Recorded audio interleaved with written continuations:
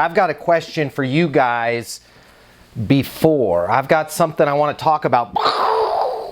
It's going to absolutely change your life. I'm going to ask you guys a question first. Let's take 100 NFL football games that are decided. Let's just say they're decided by a field goal at the end. One team wins, one team loses. The game is over. Out of 100 games where the game is over, decided by a field goal, if you could go back and ask the coach of that NFL football team, hey, just out of curiosity, would you like an extra quarter to play? Somebody tell me, out of 100 losing NFL football teams, if they could take an extra quarter to play the game, how many would take them up on that offer? 100%. 100%, right? Whether you're playing football, we want an extra quarter because we're losing and we want a chance to win the game. You're playing baseball, you want an extra inning because you want to win the game. If any professional football team or baseball team or basketball team would like more time, would like to extend the game when they're losing, if 100% of them would take them up on that offer, let's talk about how we can do that in our sales life, right? How can we extend the game? And the way we can extend the game is with our NOS, our net outcome statement, okay? Most of these games, they're saying, time, it's over, and you're going, shit, I lost, right? When you could get extra time if you simply use your NOS, your net outcome statement. What is a net outcome statement?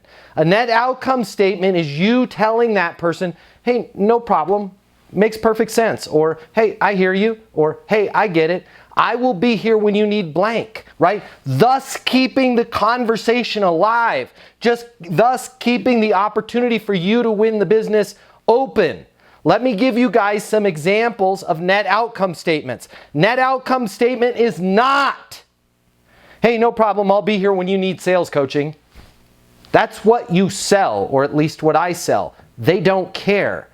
The net outcome statement is, hey, no problem, I get it. I'll be here when you need to take your income from $250,000 to $450,000. Now, hopefully you've asked the right questions in the beginning to know what they want, to take their income from $250,000 a year to $450,000. Let me give you guys another example. Net outcome statement is not, hey, I'll be here when you need online aerial measurements, right?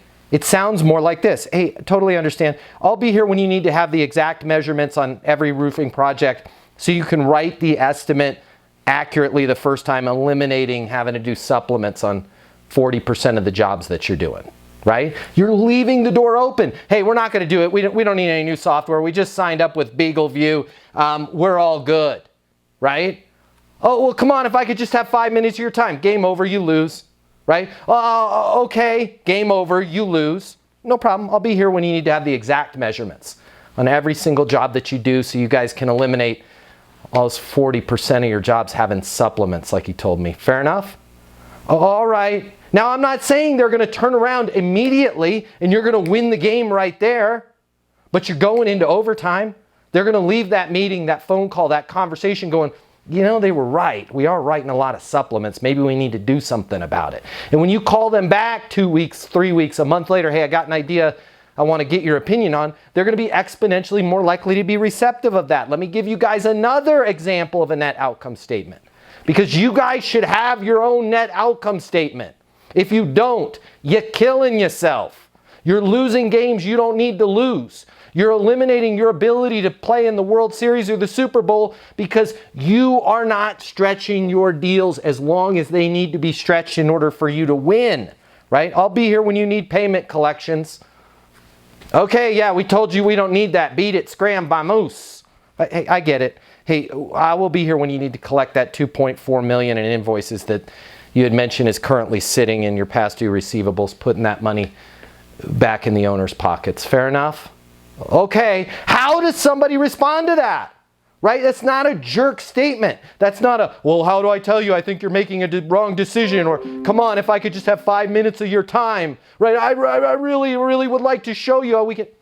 Totally get it. Right? Let them see that, wait a minute, we did tell them we've got $2.4 million in past due, and they're going to be here when we need that money. I want that money. Right? Let me give you one last one. I'll be here when you need a mortgage. Okay? That's not a net outcome statement. That's not skillful. By the way, I'm picking that one. That is probably the single most unskillful industry right now. I wish I sold mortgages right now, because everybody that sells mortgages right now is crying, and they're a whiner, and they're a victim, and they're giving the worst service I have ever seen. Well, you know, you're never going to get approved, and interest rates are terrible, and they're going to come back down when they come back down, and I don't know. Do you want to buy a boat? I've got a ski boat for sale, right? That's what they sound like. Right? Hey, man, interest rates are so bad right now. I just don't know what we're going to do. No problem. I'll be here when you need a mortgage or a ski boat, because I need to sell mine. It's for sale on the Craigslist, right?